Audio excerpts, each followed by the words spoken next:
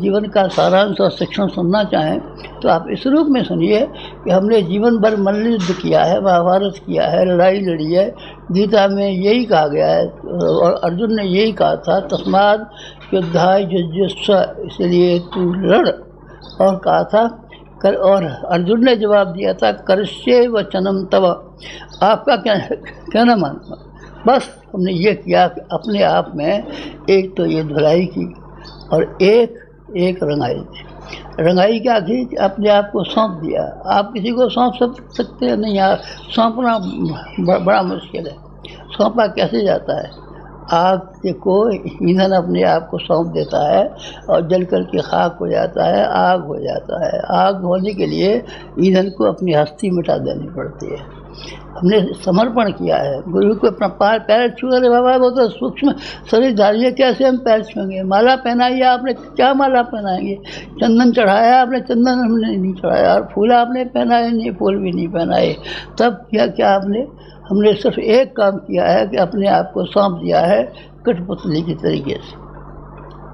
बाजीगर अपनी उंगलियां नचाता रहता है, कठपुतली का तमाशा दिखाता रहता है। हमने तमाशे दिखाए हैं और लोगों ने बड़ी बड़ी प्रशंसा की है। कभी क्या क्या चल रहा है, ज़रा कामों को तो देखिए। सारे हिंदुस्तान में 2400 शक्तिपीठ बनी हुई है, गायत्री होम बनी हुई है, यहाँ पर बचस बना हुआ है, ये यहाँ से चल रहा है। कितनी एक्टिविटी चल रही है, सारी दुनिया के लोग हैरत अचंभे में हो रहे हैं। ये हमारा काम है क्या? ना, हमारा काम नहीं है।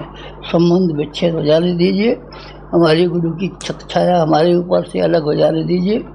हमारे समर्पण का भाव है उसको आप दूर हो जाने दीजिए, फिर हम सामान रह जाएंगे। फिर आप हमारे यहाँ काम करेंगे तो आप नौकर की तरीके से काम करेंगे। हम आपको 250 रुपया महीना दे दिया करेंगे, अब हमारे यहाँ मजदूरी करते रहना।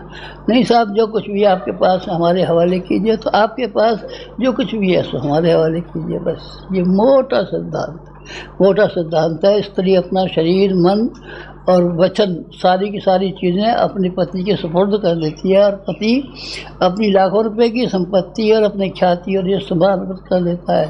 समर्पण से कहते हैं, हमने समर्पण किया है। समर्पण करने का क्या अर्थ होता है? जवान से कहते हैं सब भार सौंप दिया तुम्हारे भगवान, तुम्हारे हाथों में नहीं।